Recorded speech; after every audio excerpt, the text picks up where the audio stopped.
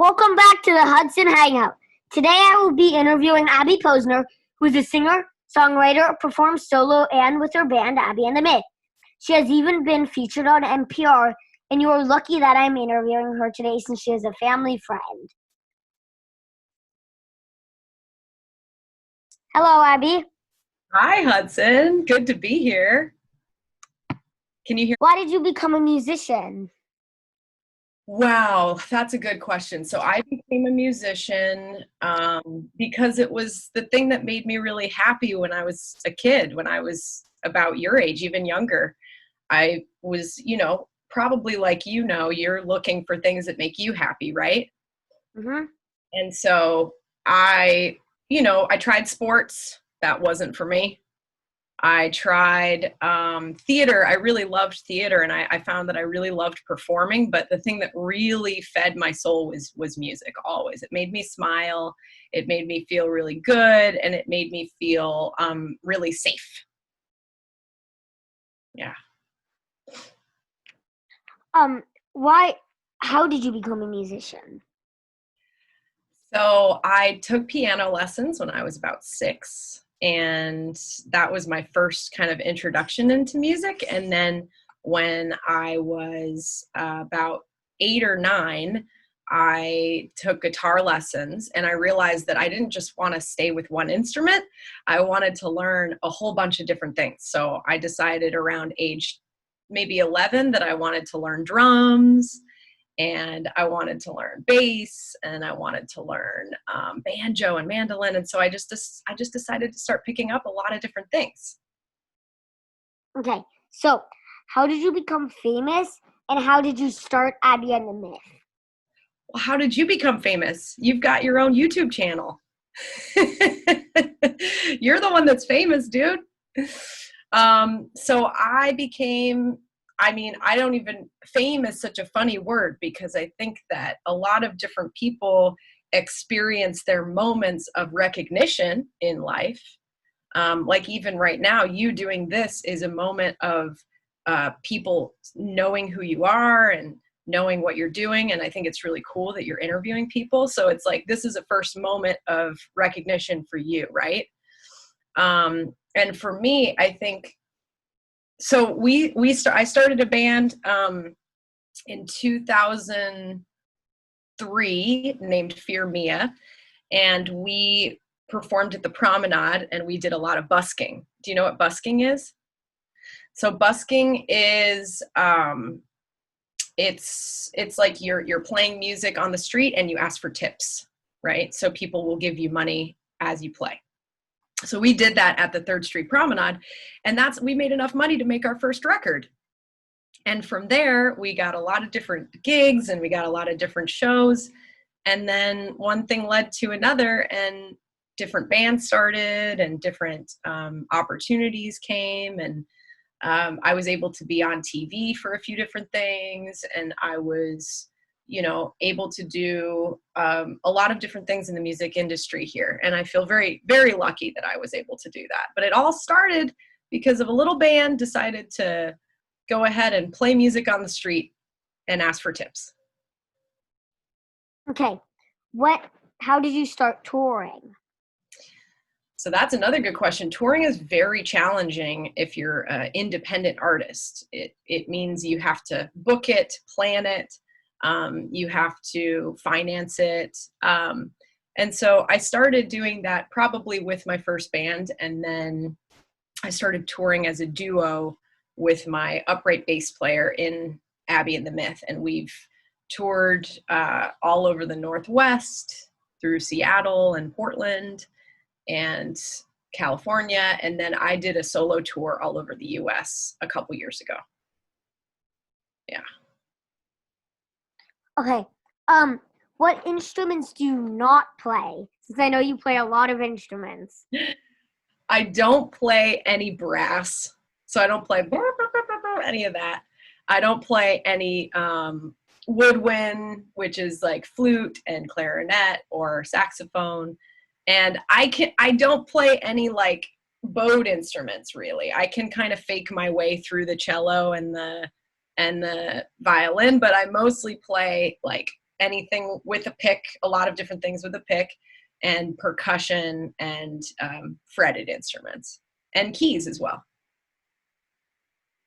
Okay. Okay, so what were your setbacks of becoming a famous musician? There are a lot. I think that in life, whenever you're trying to follow your true calling and your dreams, you're going to come up against a lot of different obstacles, you know? So I think that the main obstacles that I've encountered are just feeling frustrated within myself that maybe I'm not moving far enough along, or I kind of get in my head. And I think the only way that you can cope with that is just to trust that you're on the right path and that you're doing the right thing. Yeah. Okay. Okay. What was the most exciting thing that happened? In my life or just in music? Well, in music, probably, right? It can be anything, right? In music, I think the most exciting thing was, there were a lot of really exciting moments. I got to be on Glee, which was really awesome. I got to play guitar and banjo on Glee, and to be on set for a really big TV set was really cool. And then I got to go to Nashville. I got flown out to Nashville to shoot a Bank of America commercial and play banjo for the Ken Burns documentary. And that was really, that was a treat, because it felt like I was really taken care of as a musician. And they, you know, they put us up and they flew us out, and they, it was just a really cool experience. I got to meet a lot of wonderful people through that. Okay. What if you could meet any famous person, who would you meet? Oh boy. Well, if I could meet any famous musician, I would probably want to meet my all-time idol. His name is Andrew Bird. You look him up if you don't know who he is. He's amazing. He's my favorite musician, and I would want to just sit down and talk to him and pick his brain. And then I've always, I mean, that's a non-musician, I've always wanted to meet Jon Stewart. He's a great guy, from what it seems. Okay. Since you are not touring, how have things changed? I saw the live stream you did and your new single.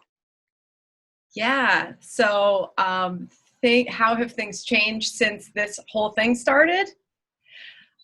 It's been really challenging, but also kind of, I'm learning a lot. I'm learning a lot about technology. I never knew what Zoom was before all of this. And I've learned how to use the Zoom audio so that I can play music and have it not cut out. I've learned that we have to keep playing, even if it's through Facebook Live, even if it's through Instagram, even if it's to 11 people that are watching online. It's just a different, it's a different platform. And I think your generation, Hudson, knows a lot more than we do about computers. So I'm learning.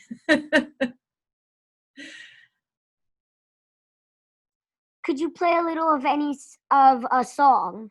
Sure. What song, what kind of song do you want to hear? I don't know, maybe the new song, The new song, Blind Spots one? Sure. I can also play a new one about 2020 that I don't know if you've heard yet. Do you want to hear that one instead?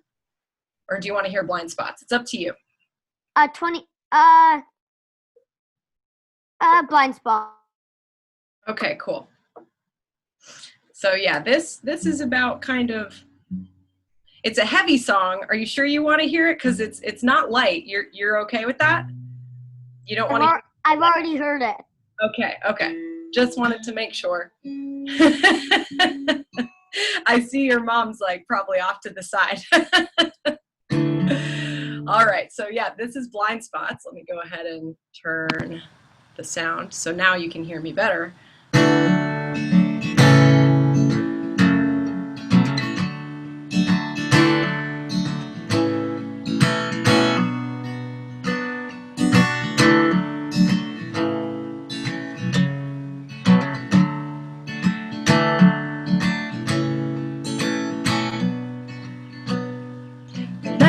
darkness outside is keeping me awake, yet I feel numb and stuck in my ways. I'm checking my blind spots time and time again, but I stopped looking ahead.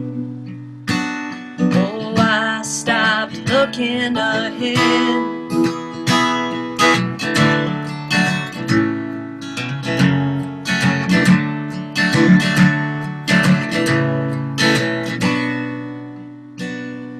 I strum for my ego and sing about my pains, but I am privileged in so many ways. If the sirens are calling, I don't fear for my rights. I can run in the streets at night while a black man loses his life. Who are we to say that everything's changed when we follow the rivers of bigotry and hate? The message that we get is us and then them. Blood's on your hands and you keep holding them down. Ooh, oh, you keep holding them down.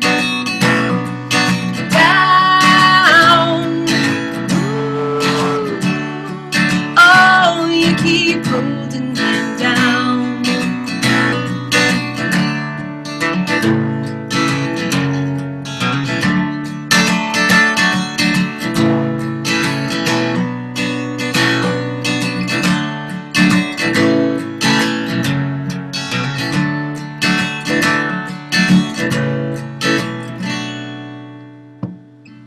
How many lives lost before we wake up?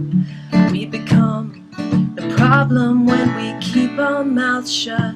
The man in the uniform is drunk on his powers while the system stays in place. And we can't even talk about race. Who are we to say that everything's changed when we follow the rivers of bigotry and hate? The message that we get is us and then them. The blood's on your hands and you keep holding them down. Ooh, oh, you keep holding them down. Down. Ooh, oh, we keep holding them down. Oh, we keep holding him down.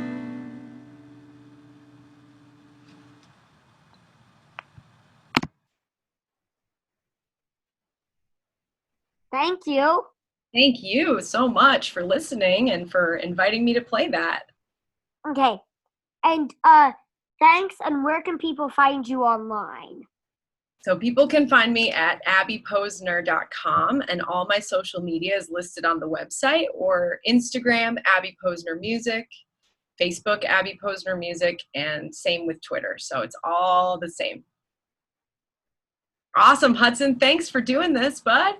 Thank you, and thank you for coming to the Hudson Hangout, and see everyone next time. All right. Bye. Bye.